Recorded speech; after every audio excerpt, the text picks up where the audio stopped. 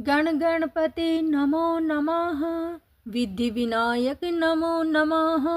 श्री सिद्धि विनायक नमो नमः। अष्ट विनायक नमो नमः। गणपति बाप्पा मोरया। जय हो गणेश भगवान की। आज इस वीडियो में सुनेंगे गणेश भगवान की कथा। एक बार गणेश जी ने पृथ्वी के मनुष्यों की परीक्षा लेने का विचार किया। वे अपना रूप बदलकर पृथ्वी पर भ्रमण करने लगे। उन्होंने एक बालक का रूप बना लिया। एक हाथ में चम्मच में दूध लिया और दूसरे हाथ में चुटकी चावल ले लिए और गली गली घूमने लगे। साथ ही साथ आवाज लगाते चले जा रहे थे, कोई मेरी खीर बना दो, कोई मेरे लिए खीर बना दो।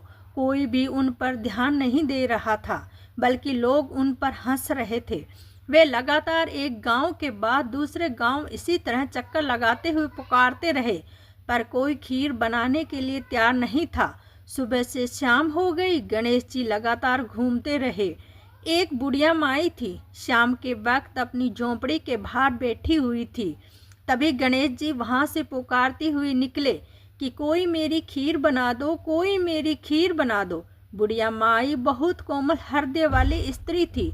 उसने कहा, बेटा मैं तेरी खीर बना देती हूँ। गणेश जी ने कहा, माई अपने घर में से दूध और चावल लेने के लिए बर्तन ले आओ। बुढ़िया एक कटोरी लेकर झोंपड़ी के बाहर आई तो गणेश जी ने कहा, अपने घर का सबसे बड़ा बर्तन लेकर आओ।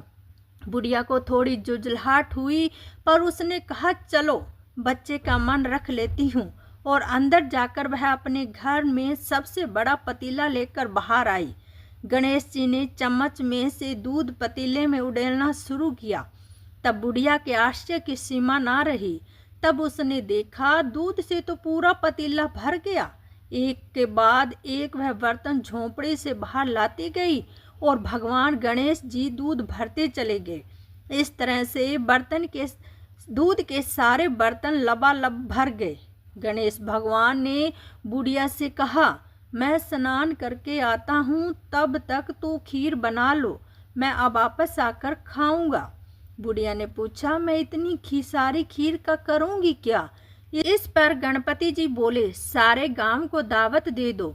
बुढ़िया माई ने बड़े प्यार से मन लगाकर खीर बनाई। खीर की भिन्नी भिन्नी मीठी मीठी खुशबू चारों दिशाओं में फैल गई। खीर बनने के बाद वह घर में जाकर खीर खाने का न्योता देने लगी। लोग उस पर हंस रहे थे। बुढ़िया के घर में खाने को दाना नहीं और सारे गांव को खीर खाने की दावत दे रही है। लोगों को कहतूल हुआ और खीर की खुशबू से लोग खींचे चले आए। लो, सारा गांव बुढ़िया के घर में इकट्ठा हो गया। जब बुढ़िया की बहू को दावत की बात मालूम हुई, तब वह सबसे पहले वहां पहुंच गई। उसने खीर से भरे पतीलों को जब देखा तो उसके मुंह में पानी आ गया।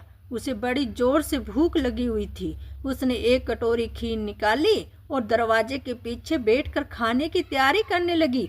इसी बीच एक छींटा गिर गया और गणपति जी को भोग लग गया और वह प्रसन्न हो गए। अब पूरे गांव को खाने की दावत देकर बुढ़िया वापस घर आई तो उसने देखा बालक वापस आ गया था। बुढ़िया ने कहा, बेटा खीर तैयार है, भोग लगा लो। गणपति जी बोले, माँ मैंने तो भोग लगा चुका हूँ, मेरा पेट पूरी तरह से भर गया है, मैं तृप्त हूँ, अब तू खा ले, अपने परिवार और गांव वालों को खिला। बुढ़िया ने कहा, यह तो ज्यादा है, सबका पेट भर जाएगा, इसके बाद भी बच जाएगी, और उसी बची खीर का मैं क्या करूँगी? इस पर गणेश जी बोले, उस बची खीर को रात में अपने घर के चारों कोनों में रख देना। और बुढ़िया ने ऐसा ही किया।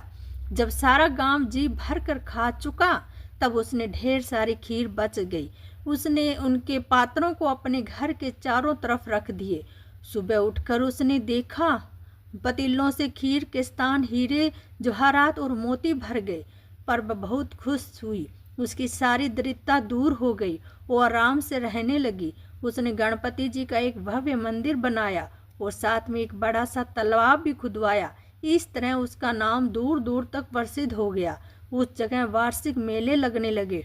लोग गणेश जी की कृपा पात्र के लिए उस स्थान पर पूजा करने और मान्यता मनाने के लिए आने लगे। गणेश जी सबकी मनोकामना पूरी करने लगे।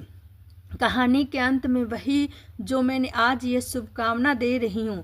कहते को, सुनते को, हुंकारा भरते को, जैसी कृपा भगवान ने की उस बुढ़िया माई पे की, वैसी कृपा हम सब पर करना, सब पर करना।